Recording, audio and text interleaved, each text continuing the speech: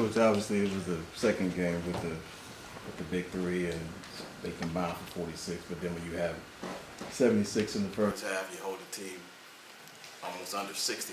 What was your assessment of the first half? Very difficult to really take too much from this game, with as many guys as they had out.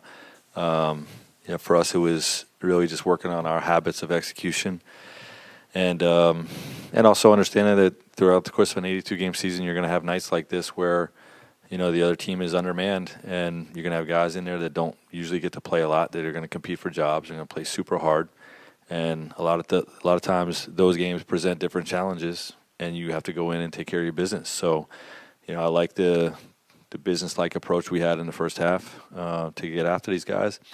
I thought the second quarter defense could have been better, but overall, one of the battles we're going to have to fight this year is, when the offense is really clicking and the lead starts growing, can we still keep the screws tight on the defensive side of the ball? And I thought we took our foot off the gas a little bit in the second quarter, but overall pretty good.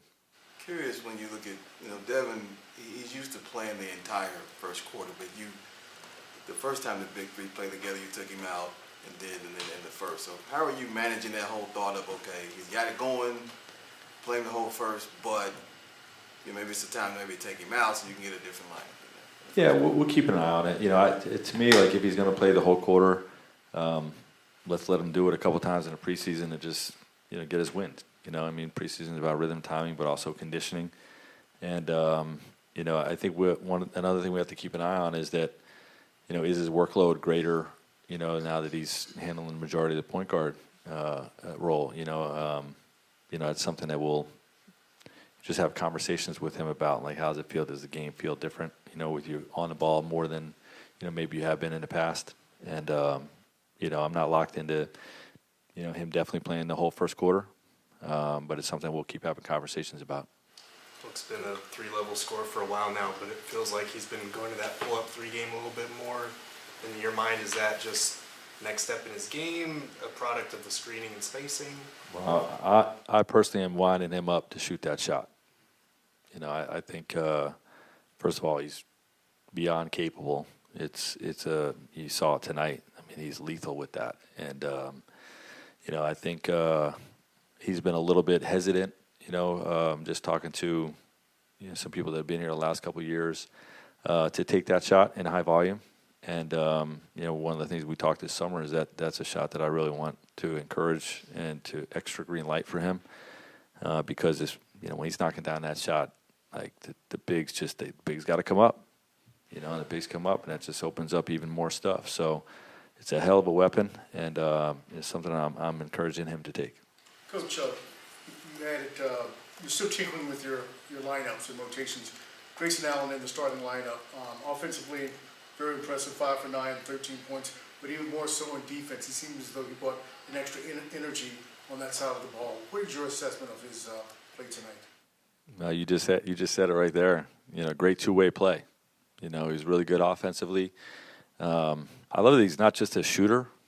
You can really put the ball in his hands or make plays from the second side.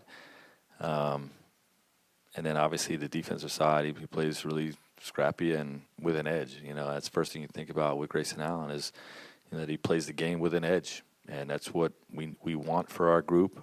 So he fits on both sides of the ball.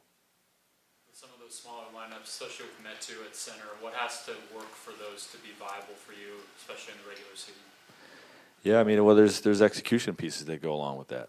Teams see a smaller lineup, they start to switch everything, they try to stall you out, and if you let it can. But you have to know how to screen and get out of screens and what type of actions you want to play against a switch everything defense.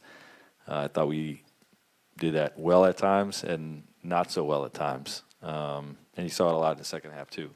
With some of the switching that they were doing, but it's very exploitable. And, it's just a different look that we haven't really seen yet until tonight. Coach, what did you think of Jordan's play today? He had 4 steals in the first 4 minutes that he was in. Yeah, and he had, I think, 6 fouls in the first half or something like that, too.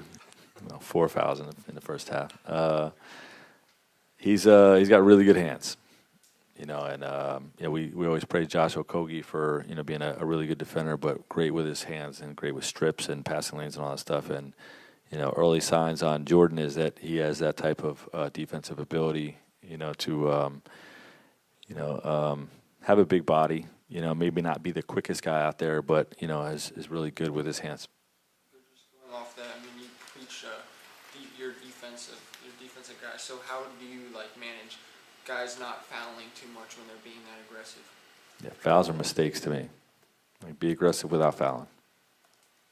Coach, we saw Drew Eubanks kind of in that Nurkic role of passing a little bit tonight. How comfortable are you with, not just Nurkic, but your other centers making that read in that play?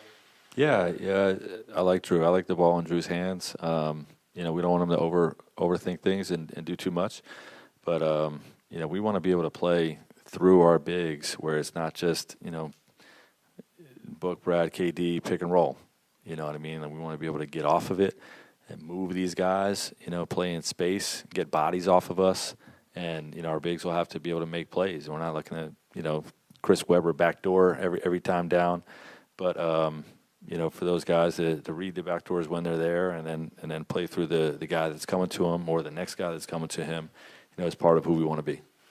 Coach, there were a couple of possessions in the first half where you guys had the good look, but you could just see the guys just wanting to keep the ball moving and keep going. How have you seen the big three guys specifically balance the unselfishness that they want to play with and finding the right shot?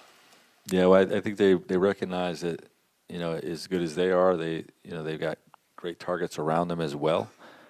So, we want to play as much as possible, no force, no stress offense. Attack for a great look, or for attack for a good look. But if there's a better look on that possession, our guys are all make the right play types of guys. Thanks, Coach. Thanks, Coach. Thanks, Coach.